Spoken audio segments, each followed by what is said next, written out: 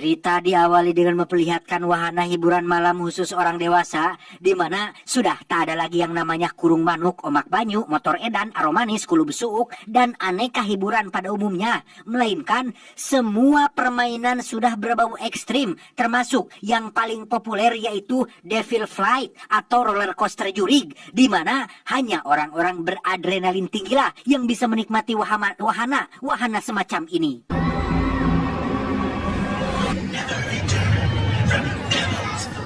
Dan kisah akan berfokus pada beberapa siswa kelas 3 SMA yang sebentar lagi akan wisuda. Salah satunya siswi cantik bernama Wendy, tidak pakai cagur, yang di saat tiga rekannya tengah dalam keseruan salah satu wahana, Wendy justru memilih jadi joki kamera pocket inventaris sekolah yang bertugas untuk mendokumentasikan semuanya.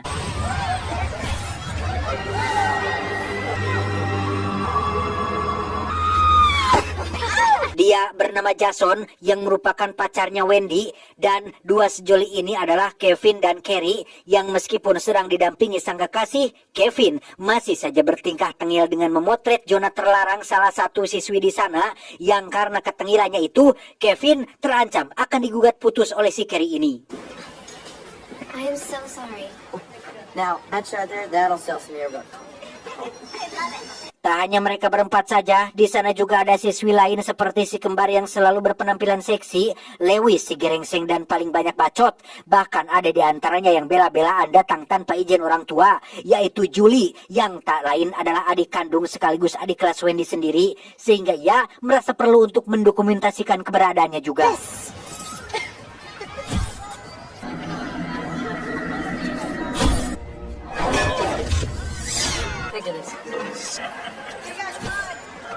Tibalah mereka di depan loket wahana roller coaster yang dimaksud. Wendy tiba-tiba merasa ada sebuah firasat aneh seperti merasakan sesuatu akan terjadi.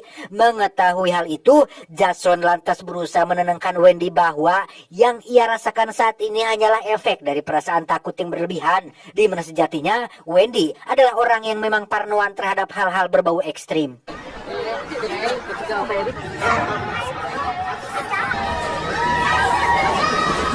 Konsep wahana bernuansa horor semakin menambah ketegangan Wendy, apalagi ketika ada roller coaster yang tiba-tiba lewat persis di atas kepalanya, dan secara tak sengaja terlihat ada sambungan baja penyangga lintasan yang kondisi baut-bautnya sudah mulai longgar. Namun kesan berbeda justru dirasakan oleh anak-anak lain yang nampak tak sabar ingin segera menjajalnya.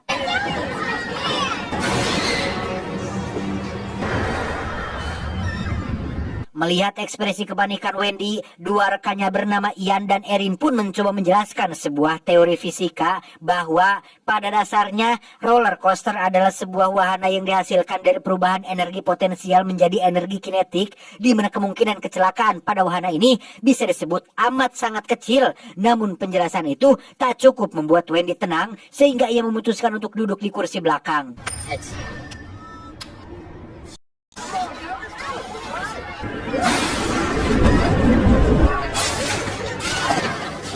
Alhasil, Jason dan Carrie akan duduk di kursi gerbong paling depan, sedangkan Kevin dan Wendy, tempat duduk mereka malah diserobot oleh alumni mesum bernama Frankie, di mana ia sengaja melakukan hal tersebut demi bisa mendekati si kembar yang ternyata sudah diincar sejak tadi.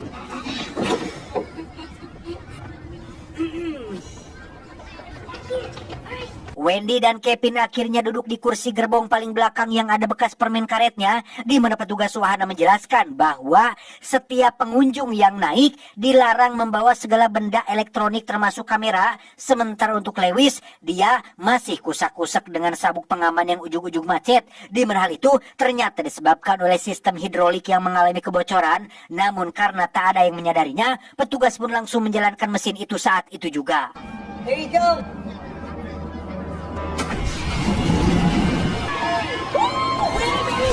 Setelah berjalan beberapa meter, Frankie terlihat mengambil lagi handycamnya, padahal sudah jelas itu tidak boleh. Namun alih-alih menggubrisnya, Frankie justru terlihat semakin bersemangat merekam sebuah momentum langka ketika roller coaster yang mereka tumpangi hampir mencapai puncak tertinggi dari semua lintasan yang ada.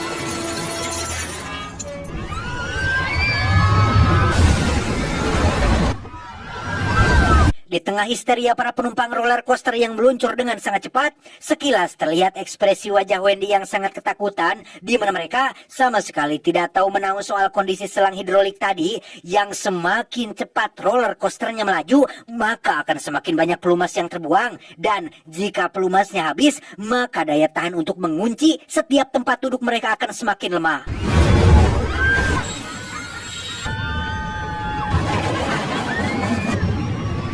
Tepat saat roller coaster dalam posisi terbalik dan baju para siswi mulai nyaring sat, Frankie dengan cepat memanfaatkan momen itu untuk merekam barang bagus milik si kembar yang baru saja akan merekam. Tiba-tiba saja handycamnya jatuh dan nyangkut pada jalur yang akan dilewati sehingga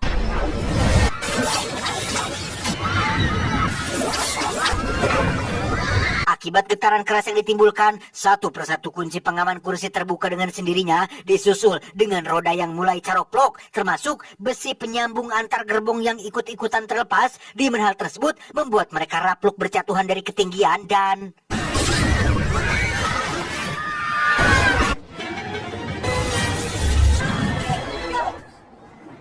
tersisa 4 orang yang masih ngagantung di atas wahana, termasuk Ian dan Eri. Namun karena keduanya berada pada posisi yang sangat tidak menguntungkan, maka inilah yang terjadi.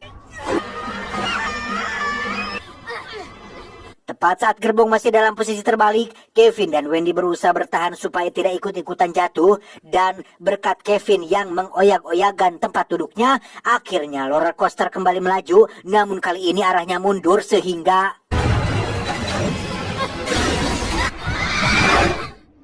ya, seperti biasa, ternyata semua itu hanya bayangan Wendy saja. Namun yang tak habis pikir adalah bekas permen karet tadi benar-benar nyata, termasuk petugas wahana yang melarang bawa kamera. Wendy yang semakin yakin jika firasatnya akan terjadi pun langsung berteriak histeris dan meminta petugas wahana agar membatalkan pemberangkatan saat itu juga.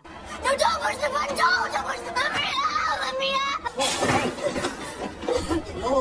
Di depan petugas keamanan, Wendy mulai menceritakan apa yang ada dalam penglihatannya, di mana hal itu mendapat tentangan keras dari si tangkurak Lewis yang sekonyong-konyong menganggap jika semua itu hanya efek borangan Wendy saja, sehingga Kevin yang cenderung berpihak pada Wendy pun langsung menghampirinya dan perkelahian pun tak terelakkan lagi.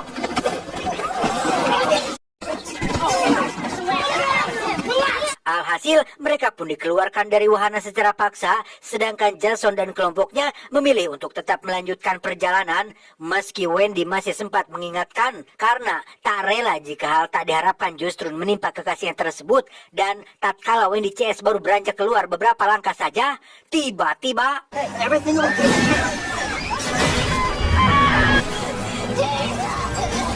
masih segar diingatan Wendy momen mengerikan yang juga telah merenggut nyawa Jason kekasihnya tersebut, sehingga ia berniat absen dari acara wisuda, bahkan membuang semua barang yang akan membuatnya kasuat-kasuat. Lalu Kevin menghampiri dan meminta agar Wendy tidak terlarut dalam kesedihan, toh perasaan yang sama juga pasti dirasakan oleh rekan-rekan yang lain. Begitu pula halnya dengan si kembar yang dalam rangka persiapan untuk acara wisuda nanti malam, mereka mengundang Wendy agar ikut pergi ke sebuah salon perawatan kulit.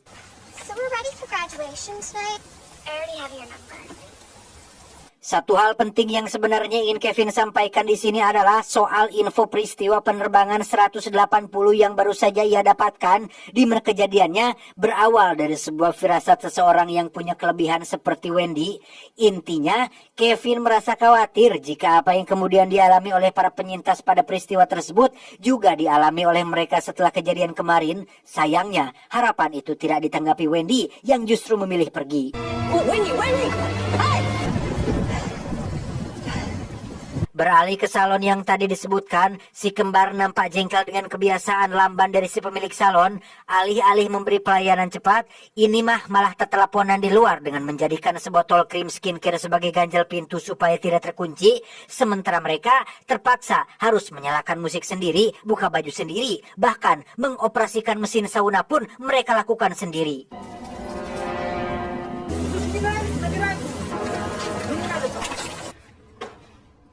Kembali pada Wendy yang dihampiri Julie untuk meminjam kamera pocketnya, namun karena baterainya habis, Wendy pun mengecasnya terlebih dahulu. Sambil menyalin semua hasil jepretan kemarin ke dalam komputernya, Wendy cukup dibuat kaget dengan foto Jason, di mana roller coaster yang melintas di atas kelapanya seolah-olah menunjukkan bagaimana cara dia akan mati.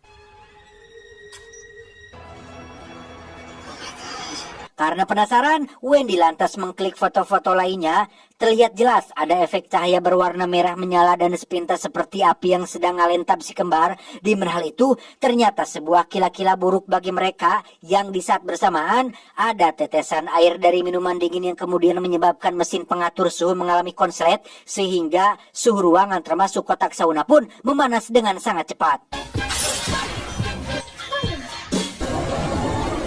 Wendy yang merasa tak tenang pun langsung menghubungi nomor pemberian si kembar tadi siang, namun tidak ada jawaban karena mereka justru sedang dalam situasi yang sungguh ngeri-ngeri sedap, di mana sebuah gantungan baju tiba-tiba runtuh terhembus AC pendingin ruangan, disusul dengan papan kayu penyimpanan kaset yang jatuh lalu mengunci penutup kotak sauna mereka berdua sehingga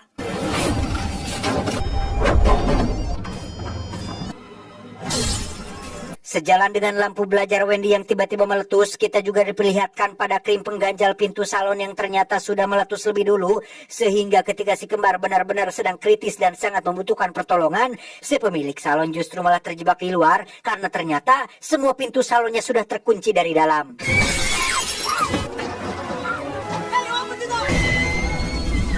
Ketika upacara pemakaman dilakukan, terdengar wasiat sang pendeta dalam khotbahnya bahwa semua manusia adalah sama di mata kematian, namun yang tak habis pikir adalah kenapa harus mereka? Kenapa tidak para koruptor saja yang jelas-jelas sudah merenggut hak nyawa tak berdosa? Kurang lebih seperti itulah ekspresi spontan yang diungkapkan Ian sesaat sebelum ia pergi meninggalkan tempat tersebut. Fine. I'm fine. All right. Di sisi lain, terlihat Wendy yang memilih mengasingkan diri sambil mengunjungi makam Jason.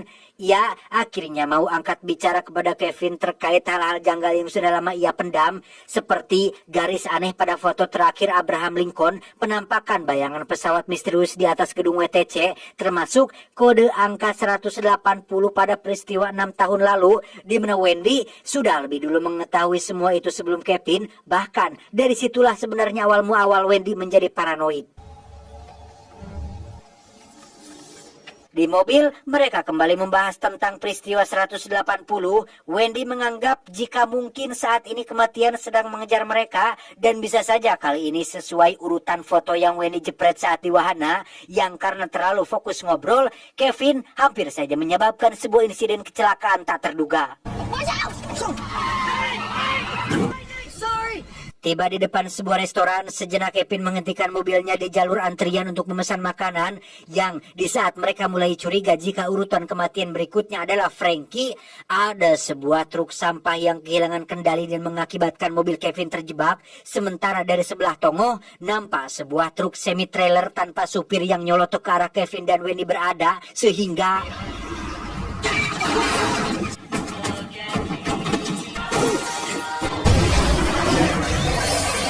belum juga rereh dari kengerian barusan, mereka kembali dibuat tak percaya dengan ditemukannya sebuah kalung berdarah yang mancleng, dan Wendy rasa itu adalah kalung milik Frankie, yang ketika mereka beranjak untuk memastikan siapa orangnya, tiba-tiba sungguh, kejadian ini telah membuat Wendy sangat terpukul. Bukan saja mereka tak habis pikir jika orang yang tewas di depannya itu adalah Frankie, melainkan karena betapa ngeri dan kejamnya cara kematian itu datang merenggut nyawa, sehingga Wendy sempat berpikir akan pergi keluar kota untuk mengasingkan diri. Namun Kevin yakin jika cara tersebut tidak akan mendatangkan sebuah solusi. Willful ignorance is surrendering control. Read that somewhere in Mrs. Brooks' English class. Berharap menemukan petunjuk, mereka pun akhirnya sepakat untuk kembali mengamati foto-fotonya dengan lebih detail, di mana Kevin sempat tertegun saat melihat foto almarhum Carrie yang ikut tewas bersama Jason pada insiden roller coaster.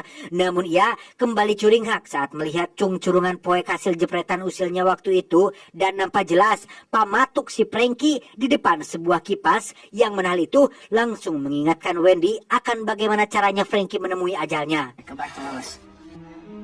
Okay, he's got that hammer.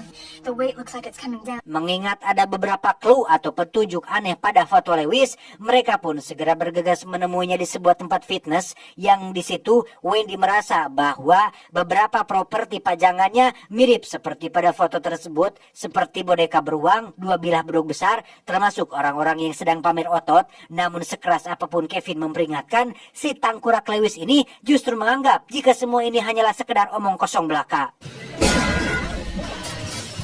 Baby, I Tak lama, kembali muncul pertanda yang seharusnya membuat si Lewis sadar, namun karena dia heras hulu dan merasa paling benar, Lewis terus ngecaprak tidak parugu dan seolah menantang kematian sehingga...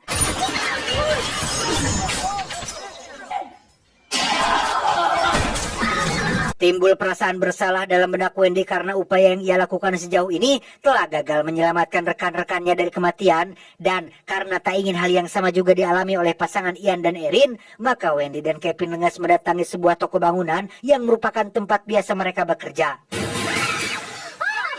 It's Winnie and Kevin. It's Ted. Come over here. Sambil memperlihatkan foto keduanya saat di wahana roller coaster, Wendy tetap waspada dengan situasi di sana kalau ada sebuah anomali aneh yang bisa jadi petunjuk. Meski Ian dan Erin cenderung berpikir rasional dan selalu mengedepankan logika, namun tak dipungkiri bahwa saat ini mereka mulai agak sedikit terbawa suasana, di mana ekspresi ketakutan pun terlihat ketika Wendy tiba-tiba melihat untaian bendera kertas yang mirip seperti pada fotonya dan... Hey, watch those boxes!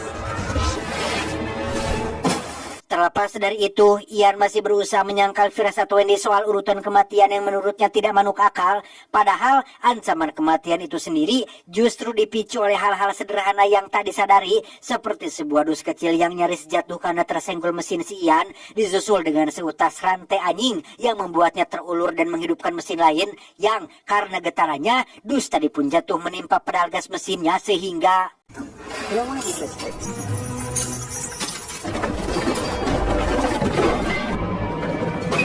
Ya, kita semua yang menonton akan cukup dibuat terkejut dengan rentetan aktivitas di belakang yang terus berlangsung tanpa kendali, di mana suara bising dari mesin gergaji kayu yang sedang Ian gunakan membuat mereka sama sekali tidak mendengar suara apapun dari sana dan...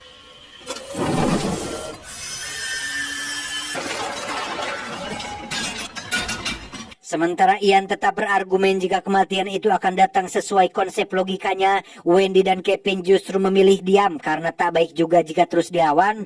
Sampai akhirnya Wendy pun terus menyadari bahwa bentuk bendera di foto itu ternyata mirip dengan potongan kayu yang saat ini berada tepat di atas hulu si Ian, termasuk kode jari tengah Erin di foto yang jika fokus pada semir kukunya atau biasa disebut nile. Namun dalam konteks lain, kata ini juga bisa diartikan sebagai paku, dan inilah yang terjadi.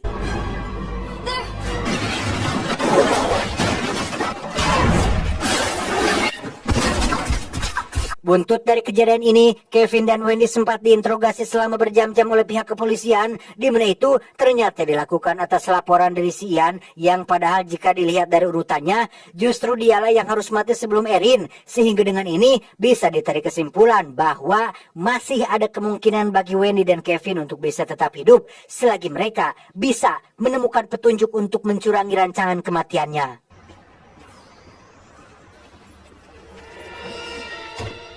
Wendy yang kelelahan nampak tertidur di depan komputernya, sementara Julie yang berencana pergi ke acara perayaan sekolah, diam-diam mengambil gelang warisan dari nenek yang kemarin sempat dipinjam Wendy, dan betapa terkejutnya Wendy ketika baru menyadari jika orang yang duduk di depannya saat itu ternyata adiknya sendiri. Namun ketika Wendy hendak menyusul, Julie sudah keburu pergi dari sana. Dengan cepat Wendy menghubungi Kevin dan menyampaikan kecemasannya terhadap Julie, sebab jika kematian ini sesuai dengan urutan tempat duduk, maka yang semestinya tewas selanjutnya setelah si kembar adalah Julie. Berikut kedua orang temannya. Beruntung Kevin sudah berada di lokasi perayaan sebagai petugas security, sehingga ia langsung melakukan pencarian saat itu juga. Amber or Perry were probably with her, so they're next. Sejenak Kevin terdiam seraya mengingatkan Wendy soal foto mereka berdua yang sama sekali belum diketahui seperti apa keadaannya, di mana foto Wendy sendiri terlihat sedang bersama Jason dan hanya berdiri di tempat kosong tanpa ada hal aneh sedikit pun. Berbeda dengan foto Kevin yang terdapat bias cahaya di wajahnya seperti pantulan dari ledakan kembang api, yang karena hal itu dianggap sebagai pertanda buruk, Wendy pun segera bergegas untuk menemuinya. Firework went off my face. Sejak itu, Kevin mulai bersikap waspada dengan apa yang ada di sekelilingnya, meski sepintas hanya terlihat aktivitas dari pedagang sate, tukang pandai besi, sepatu kuda, dan persiapan dari panitia perayaan yang mengusung konsep kerajaan Inggris, di mana pelang acara ini terpasang kokoh di atas sebuah kren baja yang menjulang tinggi ke atas.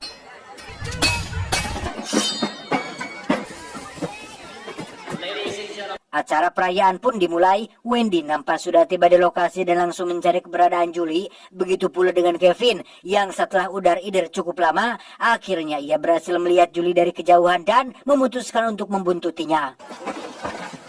Julie. Hey, whoa, whoa, whoa. Julie. Disinilah kita diperlihatkan pada seekor kuda yang lepas kendali akibat suara dentuman kembang api. Sementara di tempat lain, Julie yang sedang dibuntuti dan merasa risih pun langsung berbalik dan memarahi Kevin yang entah bagaimana bisa. Ekspresi Julie saat itu sama persis dengan apa yang ada di foto, sehingga Wendy yang menyadari itu sebagai ancaman pun lekas menghampirinya, tetapi...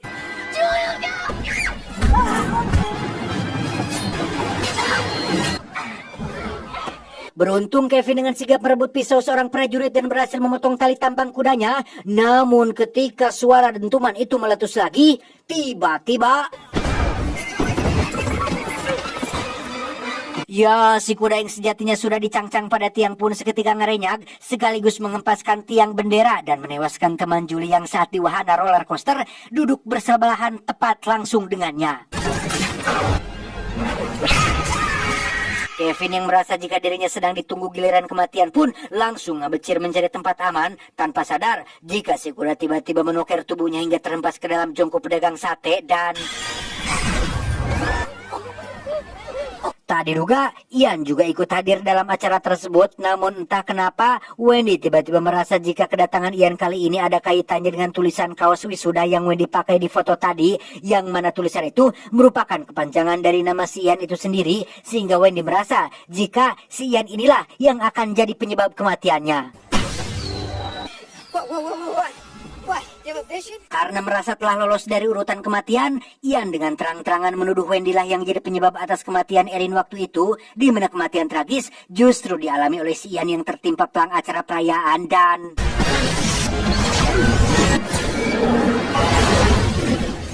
5 bulan kemudian beralih ke dalam sebuah kereta tepat Wendy dan 2 orang teman kuliahnya sedang dalam perjalanan pulang.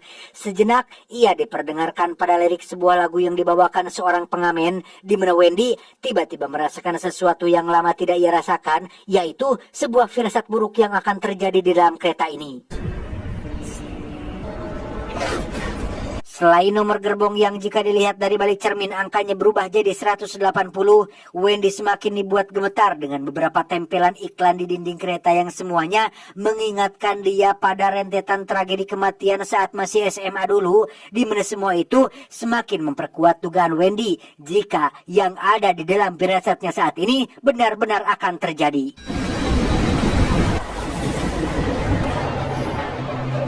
Bersamaan dengan kedatangan beberapa supporter bola yang membuang remah coklat sembarangan, Wendy sempat mau turun dari kereta dan memilih berjalan kaki saja. Namun saat akan keluar, ia malah bertemu dengan Julie dan kembali duduk sambil menceritakan semua yang sedang dirasakannya.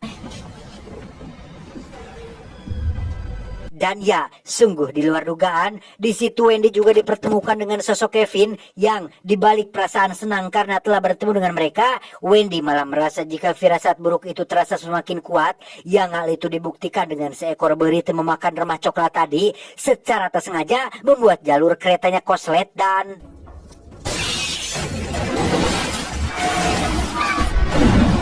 Dan betapa kita diperlihatkan pada pemandangan yang sangat amat mengerikan, di mana berbagai benturan dahsyat telah menghancurkan tubuh Julie dan Kevin.